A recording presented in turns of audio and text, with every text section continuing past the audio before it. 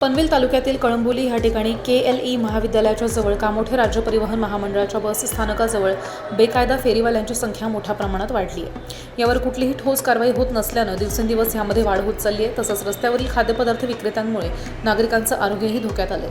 कळंबोली ह्या ठिकाणी सर्वच विभागात एकही रस्ता चौक असा नाही की जिथे फेरीवाले व्यवसाय करत नाहीत, तरी सुद्धा पालिका ह्या फेरीवाल्यांना अभय का देते असा प्रश्न सुद्धा उपस्थित होतोय। कळंबोलीमध्ये मोठ्या प्रमाणात बेकायदा फेरीवाल्यांनी ठाण मांडलेले पाहायला मिळत आहे, परंतु पनवेल महानगरपालिकेच्या वॉर्ड अधिकाऱ्यांचं लक्ष यामध्ये नसल्याचं दिसून येते। ते जाणीवपूर्वक दुर्लक्ष करत असल्याचं चित्र ह्या ठिकाणी दिसतंय। कुठलीही कारवाई करत नसल्यामुळे अनधिकृत फेरीवाले रस्त्यांवरती सुद्धा आपलं बस्तान मांडून आपले अनधिकृत व्यवसाय करतायत।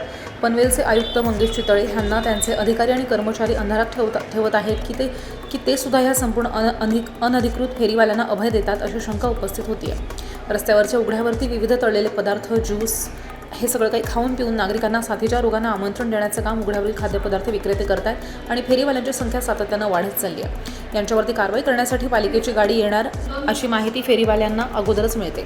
त्यामुळे पालिका आयुक्तांनी फेरीवाल्यांच्या कारवाईबाबत लक्ष देण्याची आवश्यकता आहे। तसंच रस्त्यावरती वाहतुकीला अडथळा निर्माण करण्यात येत असलेल्यांवरती आयुक्त मंगेश चितळे कुठली कारवाई करतायत ह्यावरती सुद्धा नागरिकांचं लक्ष लागलंय।